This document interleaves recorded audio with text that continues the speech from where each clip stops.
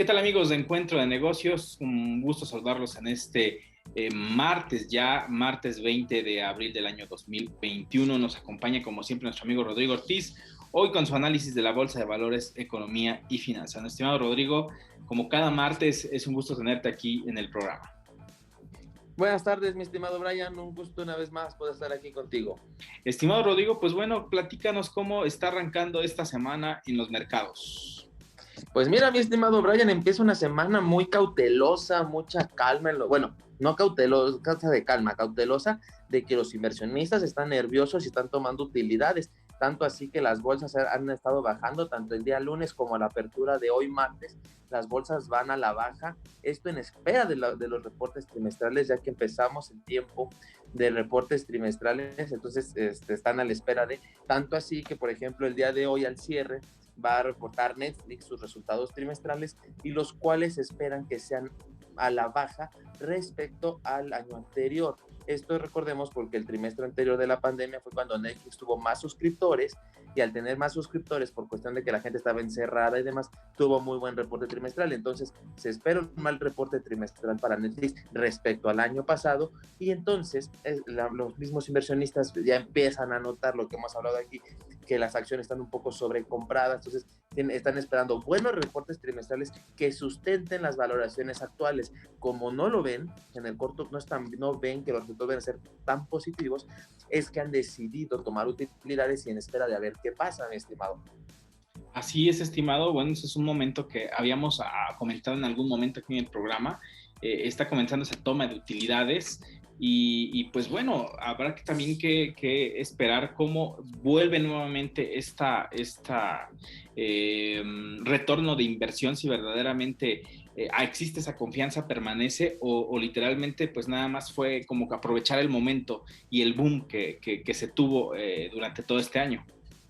Así es, mi estimado, incluso nosotros hablábamos que había una desconexión entre las bolsas y la economía, pues la semana pasada, el día jueves de la noche, que era viernes en la mañana, en Asia, China reportó su PIB trimestral y el cual comparado contra el año pasado subió 18%, mi estimado, un crecimiento de 18% este mismo trimestre, o sea, primer trimestre 2020 contra primer trimestre 2021 fue 18% arriba, mi estimado, impulsado porque por el comercio, la confianza del consumidor, la gente estaba gastando más en China.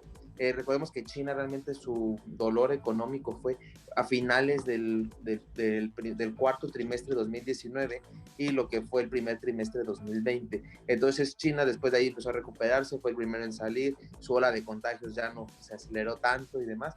Y entonces China ahora con este buen resultado de 18%, mismo trimestre año a año, se espera que cierre el año con un aumento del 6% en su PIB, regresa a sus crecimientos del 6%. También Estados Unidos espera en estos números, sin embargo todavía no revela su primer trimestre para ver cómo va. En cambio China pues ya está encaminado a esto, hubo mucha inversión en infraestructura, hubo inversión en inmuebles y ahorita más bien el gobierno chino está viendo cómo reducirle el crédito bancario para evitar una burbuja de activos y ya que las casas han aumentado de precio durante los últimos 7 años, entonces pudiera haber ahí un problema inmobiliario, entonces más bien está bajando un poco la velocidad del gobierno chino, pero pues fue una muy buena noticia que el mercado lo tomó muy bien a finales de la semana. Sin embargo, ahorita aunque la economía parece que se recupera en China, se espera lo mismo en Estados Unidos, las utilidades están siendo el punto clave, mi estimado. Sí, el dato de China que mencionas es sumamente impresionante. Pareciera que de eso que están hablando los analistas aquí en Occidente, en los países de Occidente, donde pareciera que se está viendo una luz al final del camino, donde se empieza a tener mayor ciudadanos vacunados en varias partes del continente, específicamente en Estados Unidos, donde hay una demanda reprimida, donde se espera que cuando ya se aperture totalmente la economía, salgan pues a comprar más con los paquetes de estímulo que muchos ciudadanos de Estados Unidos han guardado, muchos no han gastado y han ahorrado ese dinero o lo han invertido. ¿Crees que podamos ver alguna característica similar a lo que está pasando con China, un repunte de la economía en Estados Unidos a ese nivel, a ese porcentaje, al menos para el segundo o incluso en el tercer trimestre de este año, estimado? Mira, mi estimado, yo creo que no lo vamos a ver en Estados Unidos como lo vimos en China, porque lo que pasó en China es que prácticamente China se afectó económicamente todo el primer trimestre del 2020. Prácticamente ahí se fue todo. O sea, recordemos que China empieza con los problemas a mediados de noviembre, es cuando sale el coronavirus. Entonces empiezan a crecer sus contagios hacia diciembre, que es cuando entran en el punto crítico. Entonces en diciembre pues, prácticamente solo te afecta un mes del trimestre, una tercera parte del cuarto trimestre de 2019. Entonces ahí pues sí se vio golpeado, pero no tanto. Pero donde se viene el golpe duro para China fue el primer trimestre de 2020, y ya que en el segundo trimestre empezó a abrirse, mientras todas las demás economías se cerraban, que aquí lo comentábamos, China empezó a recuperarse por ahí de mayo, ya tenía mucha de su industria abierta, estaba produciendo, estaba exportando y demás, mientras que en Estados Unidos el efecto fue un poco diferente. Estados Unidos se afecta, en febrero del 2020 empieza a ver este problema, viene la parte final de marzo, o sea, fue como mediados de febrero, principios de marzo, que en Estados Unidos empiezan a ver los casos y ya con un aumento. Entonces afecta medio trimestre del primer trimestre, y después prácticamente se afecta casi un 66% del segundo trimestre, porque más o menos ahí de mayo también empieza una reapertura para junio, y fue cuando más o menos empezaron a abrirse las economías, porque ya había sido un confinamiento muy amplio. Entonces China estuvo cerrado prácticamente todo el trimestre, mientras que Estados Unidos lo dividió en 2 trimestres. Entonces Estados Unidos va a tener 2 crecimientos fuertes, pero no de estos números del 18%. O sea, más o menos vamos a hablar que va a crecer este primer trimestre un 8-10%, similar el segundo trimestre, un 8-10%, y que hacia finales del año, ya con la economía abierta, van a ser crecimientos más pequeños, pero que en el promedio anual más o menos se va a esperar un 6%, un 5% en Estados Unidos, pero no vamos a ver un rebrote de PIB tan alto como fue con China. México sí pudiéramos entrar un poco, porque tuvimos muy mal primero y segundo trimestre, entonces México sí pudiera tener un rebote de PIB de estas magnitudes, si la economía sí se logró desarrollar de manera adecuada. Sí, creo que pues estamos viendo un síntoma de China que prácticamente es como un segundo despertar del gigante asiático, porque después de vivir y estar bajo asedio en la pandemia, que al parecer fue el epicentro, o al menos fue donde salió o nació el virus y se esparció por todo el mundo, pareciera que ha sabido cómo sobrellevarlo. Aquí caben muchas dudas, Timo. Creo que valdría la pena en otro análisis hacerlo más profundamente sobre verdaderamente qué pasó en China, porque hemos visto que en todo el mundo el comportamiento de la enfermedad ha sido similar, en algunos lugares más intenso que otro debido al nivel poblacional.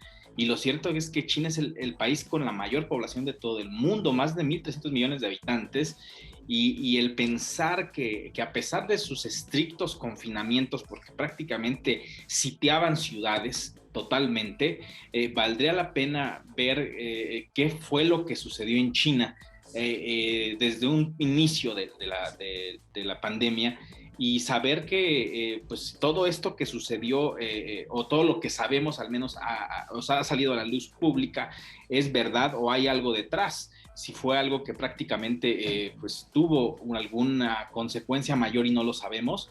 Y pues bueno, también vemos que China ha sabido aprovechar todos estos momentos oscuros. El año pasado, cuando el precio del petróleo estaba en números negativos, aprovechó para acaparar petróleo. No había ni siquiera espacio donde almacenarlo, porque los buques estaban en los puertos de China esperando espacio.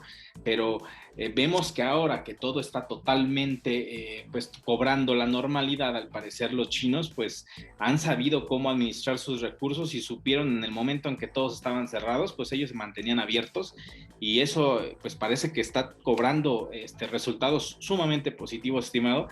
Y viendo lo que pueda pasar con Estados Unidos, yo no veo a un Estados Unidos que pueda recuperarse pronto, y menos con un Joe Biden que está pues a punto de tener este acercamiento que tiene sobre seguir imprimiendo dinero, sobre su plan ambicioso de infraestructura, pero que al mismo tiempo no vemos claro si va a salir de un aumento de impuestos o si van a imprimir dinero otra vez. Así es, estimado. Sí, la verdad, China tuvo un muy buen plan, que sería muy bueno analizarlo pasado el tiempo, de qué hizo China bien ante la pandemia, porque también evitó varias olas de recontagios, evitó bastantes situaciones que en otras partes del mundo se siguen viviendo. China prácticamente está muy controlada, también pues tiene que ver con el régimen del gobierno y demás.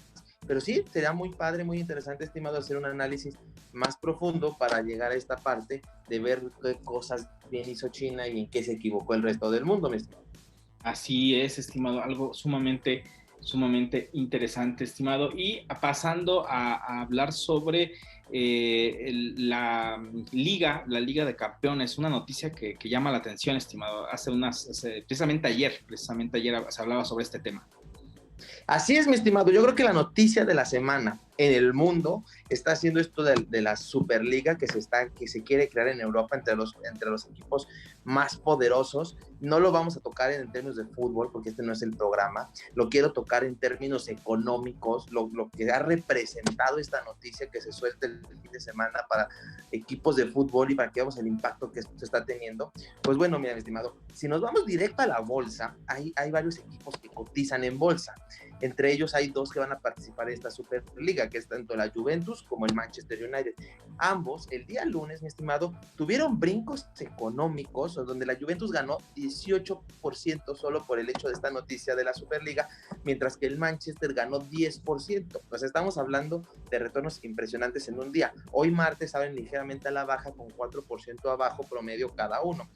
Hubo un equipo que no está confirmado para la Superliga, que es el Borussia Dortmund, pero todo el mundo especula que va a estar, y el cual también cotiza en bolsa, y también tuvo una subida del 8% el día lunes, mi estimado. Hoy se une a la baja del 4%, pero estamos viendo subidas bastante altas por los resultados que se espera que esta Superliga pueda traer en términos económicos para los equipos de fútbol.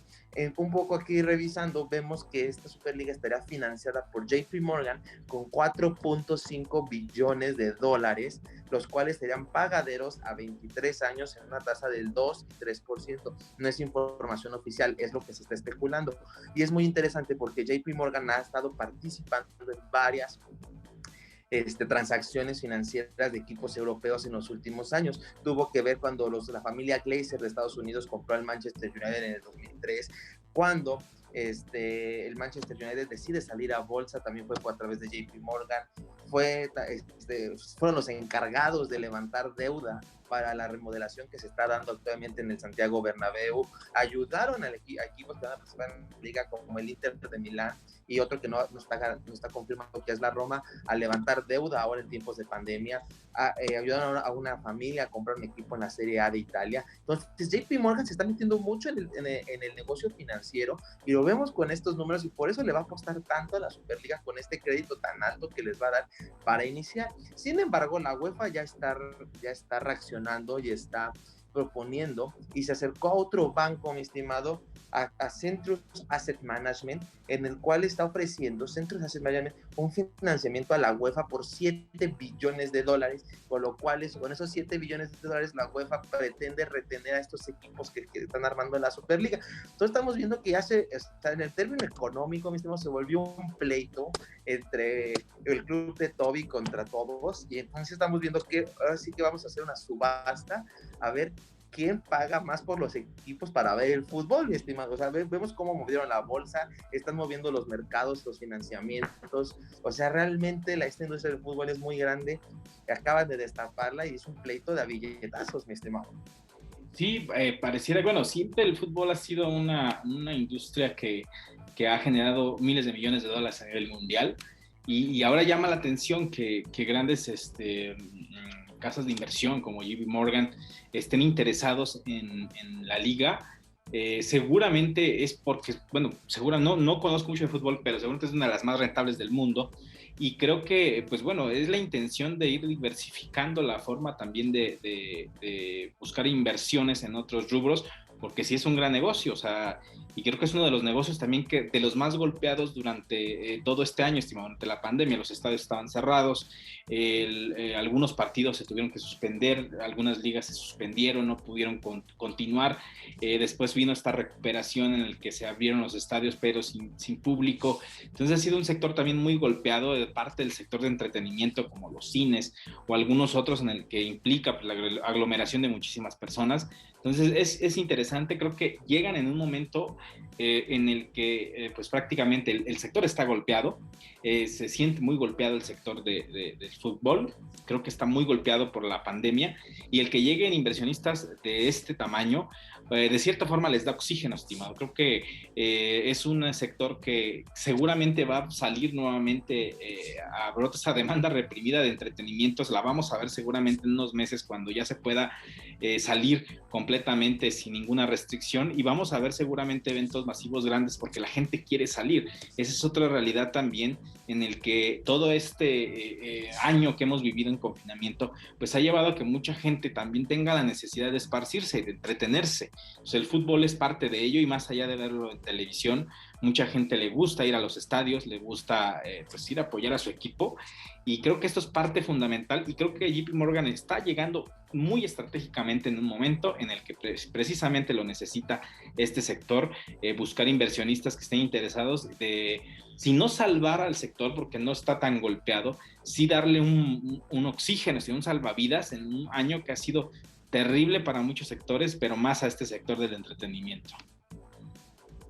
Así es, mi estimado, lo has dicho muy claro. JP Morgan está llegando a salvar a estos grandes equipos que dependen mucho de lo que dices, del dinero que perdieron por taquilla, en ventas y demás. Entonces, estos han hecho una alianza estratégica con JP Morgan para recuperar gran parte de ese dinero, ofrecer un nuevo producto que ellos estiman sea mucho más lucrativo que el producto que actualmente tienen. Esa es la tirada, y por eso JP Morgan también está muy interesado en esta cuestión, para salvar a estos equipos de fútbol, para salvar a la industria, para que los equipos grandes sigan viviendo. Esa creo que es la idea de esta Superliga y la idea de JP Morgan de entrar en el mercado.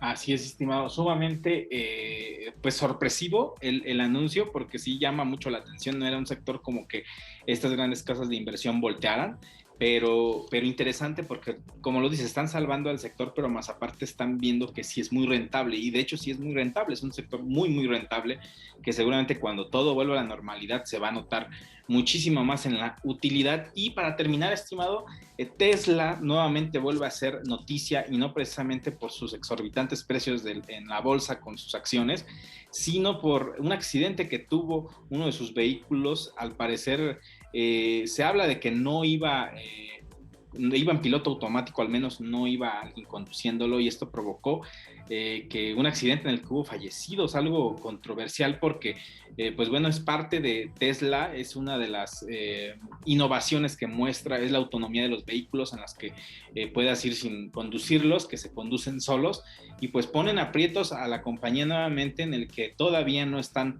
100% seguros estos vehículos, y que la autonomía de ellos pues pone en duda incluso a que esta tecnología pueda ser 100% confiable.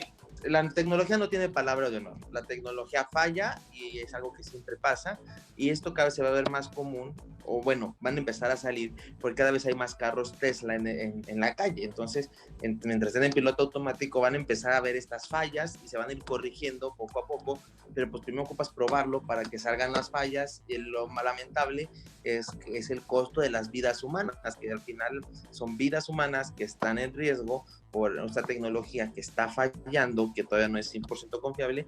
Y entonces es ahí donde creo que viene el problema, mi estimado. Esto a Tesla le costó un 4% en bolsa, o sea, es un golpe duro, porque realmente muchas, lo que decíamos, pues le interesa esta tecnología de carros autónomos y ecológicos, pero pues si fallan, pierden todo su valor. Entonces Tesla tiene que ponerse muy al pendiente de encontrar esa falla, solucionarlo lo antes posible, cambiar la programación, todo lo que sea necesario para que esté bien, mi estimado. Entonces eso creo que es lo que Tesla tiene que hacer: corregir, salir a dar unas disculpas, indemnizar a la gente y corregir el error para que sus precios de acción no se vengan afectados, como si fue este primer día en lo que salen las investigaciones, un golpe duro de 4%.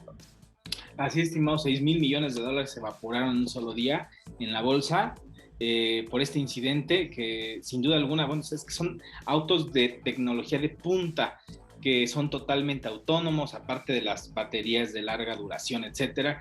Los autos inteligentes que ofrece Tesla, pues son muy atractivos para el mercado, pero de cierta forma estos accidentes que surgen, pues bueno, forman parte de la incertidumbre que puede forjar en un mercado que es totalmente nuevo, pero bueno, esperemos que pues como todo vehículo, incluso toda máquina llega a fallar.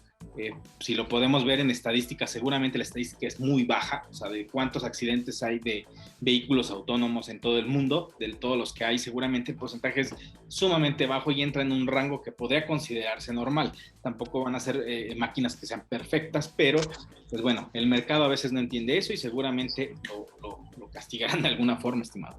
Se vuelve como los aviones, estimado, que un accidente es muy aparatoso, o sea, es más fácil chocar, pero pues cuando un avión se cae se vuelve noticia mundial y entonces son noticias aparatosas. Creo que esa es la definición correcta que decías, estimado. Sí, y creo que en eso que mencionas, incluso un accidente de avión puede llevar a la quiebra una aerolínea.